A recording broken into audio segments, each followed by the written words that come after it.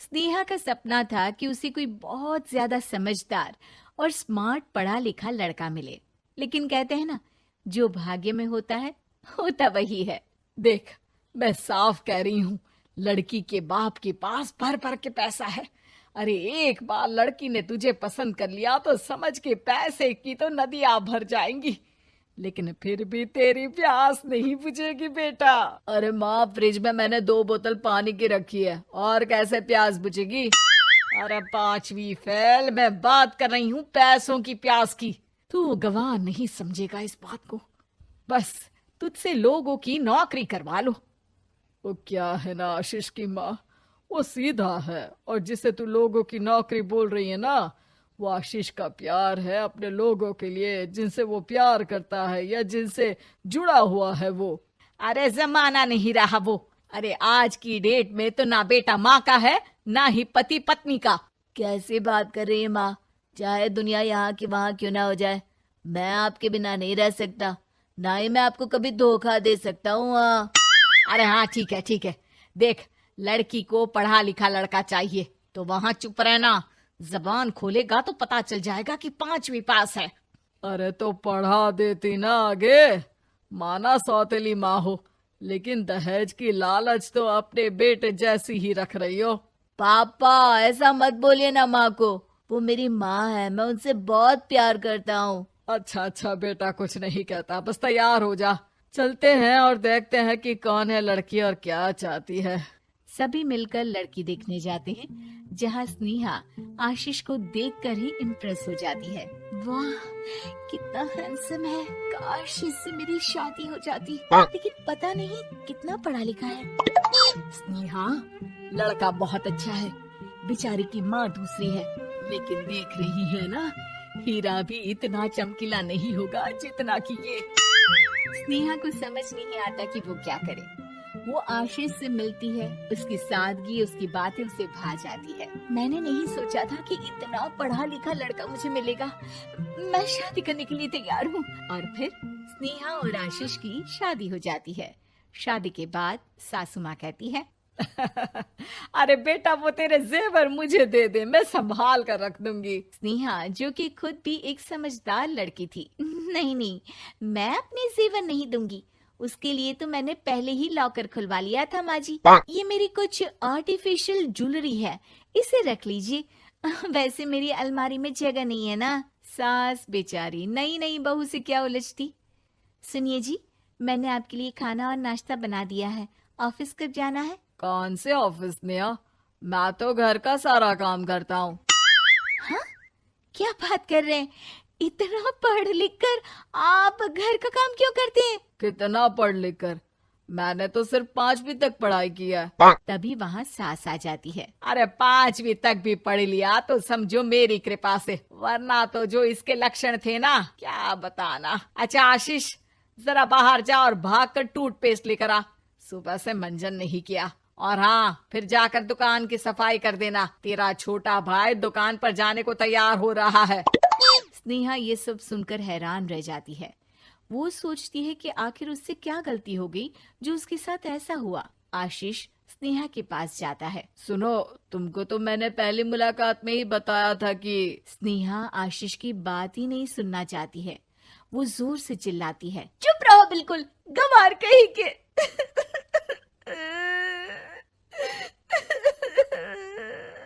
कितना बड़ा धोखा हो गया मेरे साथ। अब मैं इस घर में नहीं रह सकती। प्लीज ऐसी बात मत करो, मेरी पत्नी हो तुम, जैसे बोलोगी मैं वैसा करूंगा। मैं कोशिश करूंगा बाहर जाकर कोई काम ढूंढ लूं, पर प्लीज मत जाओ। चुप रहो गंवार कहीं के, मैं तुम्हारे जैसी की बीवी हो ही नहीं सकती। आशीष स्नेहा को लाख समझाने की कोशिश करता है, लेकिन वो अपने मायके चली जाती है। माँ चलिए ना, स्नेहा को मना कर लेकर आते हैं। अरे जाओ, बनाने जाए मेरी जूती। इतना घमंड, जैसे कलेक्टर हो कहीं की महारानी। अरे मैं तो तुझे कहूंगी कि तू भी भूल जा, हमने नहीं भगाया, खुद ही तो गई है। माँ वो बीवी है मेरी, मैं प्यार करता हूँ उससे, मैं जा रहा हूँ उसे लेने। वहीं स्नेहा के घर पर, माँ वो तो कुछ काम ही नहीं करता, घर का नौकर है, 5वीं पास। मैं नहीं रह सकती ऐसे आदमी के साथ माँ। बेटा वो लड़का बहुत अच्छा है, उसकी तारीफ मैंने हर किसी से सुनी है। तेरा पति है, अब तक एक गलत माँ के साथ रह रहा था, तू संवारेगी तो संवर जाएगा। तभी वहाँ आशीष आ जाता है। मुझे माफ कर दो स्नेहा, पर प्लीज मुझे छोड़कर मत जाओ। मेरी माँ के जाने के बाद मुझे तुम्ही से सारी उम्मीद है। तुम जैसा कहोगी मैं करूँगा, पर प्लीज मेरे साथ रहो। सबके समझाने बुझाने के बाद स्नेहा आशीष के साथ घर आ जाती है। आ गई महारानी, अब आई हो और सच्चाई भी पता चल गई है, तो थोड़ा तमीज से पति के साथ घर देख, रसोई संभाल और हम सबकी सेवा कर। देखो, मैं अब इस घर में बंटवारा चाहती हूँ। जो मेरे पति का हिस्सा है वो उसे मिले और वो आज से कोई काम नहीं करेंगे। हिस्सा ले लो, लेकिन कमाओगे क्या, खाओगे क्या, धूल मिट्टी। अरे तेरा पति किसी काम का नहीं है, वो तो मेरा बेटा कमा रहा है तो 2 रोटी मिल जाती है इसे। तभी वहाँ स्नेहा के ससुर आ जाते हैं। मैंने एक बंद फैक्ट्री को पहले ही आशीष के नाम कर दिया है और घर के 2 तल्ले में 1 तल्ला ले लो। मैं तो आशीष के पास रहूंगा, वकील थोड़ी देर में आता ही होगा। अरे जाओ जाओ, 2 दिन में भूख से तड़प कर सब वापस आ जाओगे। बढ़िया आई बहू बेटे वाली। फिर क्या था, स्नेहा आशीष के साथ मिलकर बंद फैक्ट्री को खोलती है और मन लगाकर काम करती है। दोनों की मेहनत रंग लाती है और आशीष अपनी मेहनत से एक सफल बिजनेसमैन बन जाता है। लेकिन एक दिन, अरे बहू बेटा आशीष, मुझे माफ कर दो, मैं भी अब तुम लोगों के साथ रहना चाहती हूँ। इस कमबख्त ने तो दुकान का बेड़ा गर्क कर दिया। वो तो आशीष था जो सारा दुकान का काम संभालता था। बेटा हमारे पास तो अब खाने को भी नहीं बचा। माँ जी, इसे कर्म के फल कहते हैं। खैर, खाना है तो आपको और आपके बेटे को काम करना पड़ेगा, समझी? हे भगवान, अब ये दिन आ गए हैं कि बहू के साथ रहने के लिए मुझे काम करना पड़ेगा। बेटा आशीष, तू ही समझाना अपनी बीवी को। पता है ना मैंने तुझे कितने प्यार से पाला है। हाँ माँ, वो तो ऐसे ही बोल रही है आपको। अरे घर में कामकाज के लिए बहुत सारे नौकर चाकर है, आप आराम से रहिए माँ। स्नेहा आशीष का अच्छा और सरल सच्चा व्यवहार देखकर मन ही मन सोचती है, मेरा पति गवार ही सही, लेकिन दुनिया का सबसे अच्छा इंसान है। सास ने पढ़ी कक्षा 12वीं। पाखी एक मल्टीनेशनल कंपनी में काम करने के साथ सोशल एक्टिविस्ट भी होती है, जो ऑफिस खत्म होने के बाद शाम को घर आकर जरूरतमंद छोटे बच्चों को फ्री में पढ़ाती है। उसकी इस खूबी से बाकी लोगों के साथ सास भी बहुत खुश होती है। तुम सच में बहुत अच्छा काम कर रही हो बेटा, बस ध्यान रखना बच्चे आधे रास्ते में कहीं भटक ना जाए। भटकने से मेरा मतलब सिर्फ गलत काम करना नहीं है। कोई घर की जरूरत के लिए नौकरी करने लगे या किसी के घर वाले उसकी शादी करा दे, ये भी तो मंजिल से भटकना ही होता है ना। वाओ मम्मी, मुझे नहीं पता था कि आप पढ़ाई को लेकर इतनी पर्टिकुलर हो, पर फिक्र मत कीजिए, इनके साथ ऐसा कुछ नहीं होगा। बहू की बात पर मुस्कुराकर सास चली जाती है और पाखी बच्चों को पढ़ाने में बिजी हो जाती है। उसी रात पाखी और विराट साथ बैठकर बातें कर रहे होते हैं, जिसमें बहू सास की पढ़ाई को लेकर नजरिए का विराट के सामने जिक्र करती है। हाँ मुझे सब पता है, ऐसे ही नहीं ये नालायक लड़का इतना पढ़ लिया।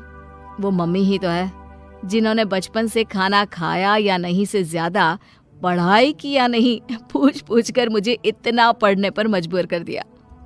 वो हमेशा मुझे पढ़ाई और सेल्फ इंडिपेंडेंट होने की इम्पोर्टेंस याद दिलाती रही, और आज मेरी ये सरकारी नौकरी, इतनी अच्छी पोस्ट, उसी का तो नतीजा है। वाह, अगर मम्मी इतनी पढ़ी लिखी है तो कोई जॉब क्यों नहीं करती, और अगर जॉब नहीं करती तो मेरे साथ बच्चों को ही पढ़ा ले।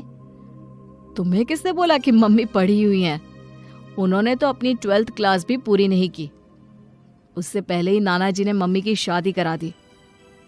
शायद इसलिए पढ़ाई और अपने पैरों पर खड़े होने को लेकर उनकी सोच ऐसी है, क्योंकि वो खुद ये सब करना चाहती हो। पत्नी की बात सुन के विराट भी सोच में पड़ जाता है। दोनों मिलकर प्लान बनाते हैं और अगले दिन बच्चों को पढ़ाते हुए पाखी उनके पास एक कुर्सी एक्स्ट्रा लगा देती है। ये एक कुर्सी ज्यादा किसके लिए लगाई है बेटा? कोई नया बच्चा आने वाला है क्या? हाँ जी, आज से मेरी एक नई बच्ची मेरे पास, यानी कि मेरी सास दोबारा पढ़ाई शुरू करने वाली है। अरे क्या पागल जैसी बात कर रही है। भला ये भी मेरी कोई उम्र है बच्चों के बीच बैठकर पढ़ने की? तू बस ना इनके भविष्य पर ध्यान दे, मुझ पर नहीं।